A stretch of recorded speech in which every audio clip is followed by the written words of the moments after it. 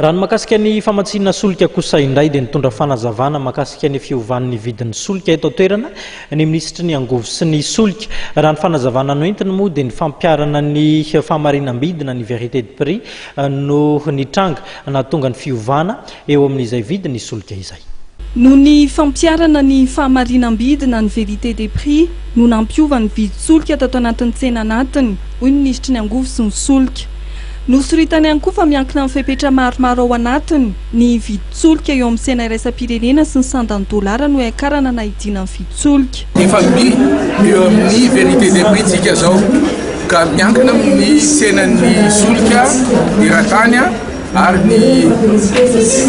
ny parametra rehetrarehetra zay mandrafitra ny vidin'ny solika eto amin'ny tsena eto amin'ny firenena ka inona izy zany hoe ny eo amin'ny OMH na ny office malagasy des outils bureau moa zany manao an'izay mamoaka an'izay structure des prix zay ka araky ny vokatry ny asan'ny teknisianina dia inona ampiakarina $10 iny ny vidin'ny gasoil ary nampidinina $10 ny vidin'ny solika ny pétrole lampant sy ny supercarburant.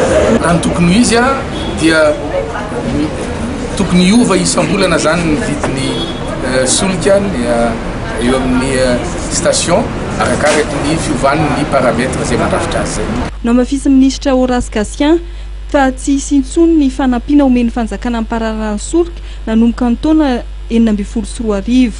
Tsy mifanaraka amin'ny vérité des prix ny mbola fisian'ny subvention matotsika efa tafiditra amin'ny vérité des prix dikan'izany foana atao zany ny subvention amin'ny vidin'ny solika. Fandoavana ny ino moa zany ny sisa tsy voaloha ny subvention zay tsy voaloha nandritra ny 2015 fa raha ny fanapahan-kevitra araky ny fanarana ihany koa tamin'ny mpamatsy vola iresim-pirenena dia tsy hisy intsony ny subvention amin'ny 2016. Araka izany iovaova ny vidin-tsolika araka ny fanazavana ny eto ministry ny angovo sy ny solika. Tsy misy intsony ihany koa fanampiany fanjakana amin'ny mpandraraha ara-tsolika manomboka amin'ny taona 2022.